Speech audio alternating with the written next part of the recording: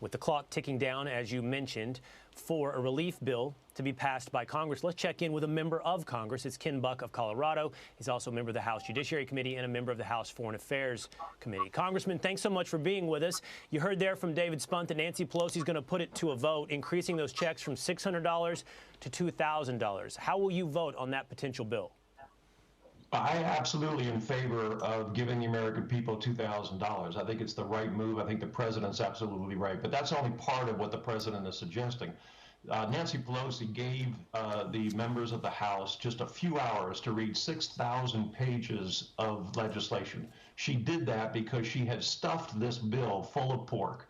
We are funding, in a COVID relief bill, we are funding 2 new museums to women's history. We are funding social engineering programs in Pakistan. We are funding a panel to examine the succession of the Dalai Lama. All sorts of pork projects in this bill. What the president is saying is, make America first. Bring America, make America the priority. So stop funding foreign projects in a COVID relief bill. Knock that out and take that money and use it to fund and give the American people a $2,000 check. If Nancy Pelosi does that, I think she'll get overwhelming Republican support. She'll certainly have my support. But just to add a $2,000 payment instead of a $600 payment to the pork that's in the bill is just unacceptable. But is she going to do that, Representative Buck? Is she going to take the pork out of there and all the programs that she loves? I guess I'm curious, is that what the bill's going to look like? Well, once again, she gave us 6,000 pages in a few hours to read it. I'm sure we won't have a chance to read this bill before we vote on it, and the Democrats will vote for it. The Republicans want to see the bill. If she strips the pork, if she stops giving her pet projects in the United States and overseas this money, she will get Republican support. But it takes more than just an hour of debate to understand a bill like this and to fully examine it. So I would hope that she would start sending this bill out and letting people know that all these terrible projects are being stripped from the bill and that the American people are going to benefit. This is just a play that Nancy Pelosi and Chuck Schumer are making to try to win votes in Georgia. Let's just be upfront about that. And it's a very cynical play because it deals with something that's very important to the American people. Well, we know that's what they do. They did the same thing before Election Day. Congressman, is there a way to separate the two bills, the $900 billion for COVID relief from the $1.4 trillion omnibus bill, which much of this is contained in? And the urgency created for COVID gives an opportunity for all the pork, as you're talking about. Is there a way to just do COVID, as Republicans have talked about for months, at an even higher number than $600, and then debate the rest of that stuff later, or at least get a chance to cut it out?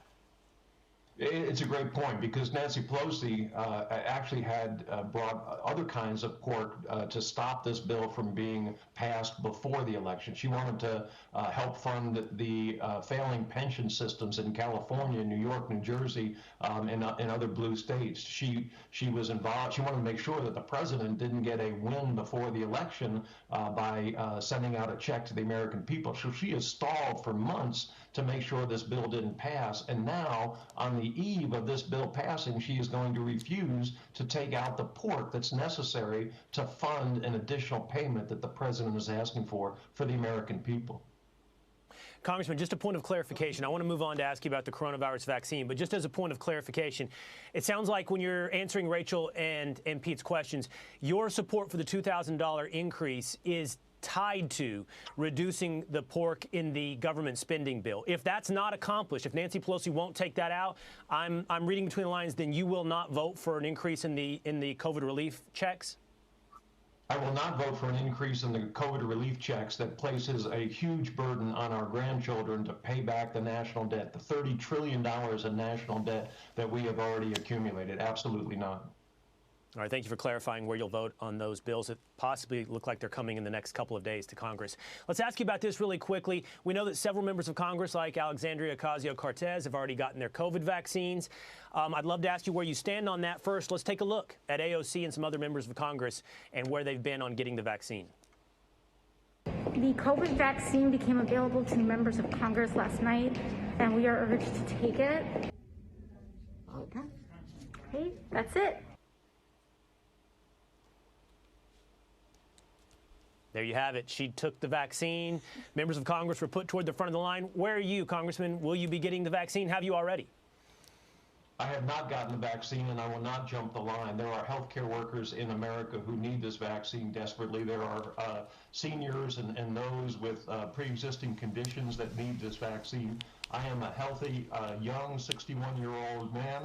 I am not going to take this vaccine until those who are at risk take the vaccine, and then I will evaluate whether I'll take the vaccine or not at that point. But I think it's a big mistake for 30-somethings that are members of Congress to assert their elitist position and take this vaccine rather than giving those who are desperately in need of the vaccine.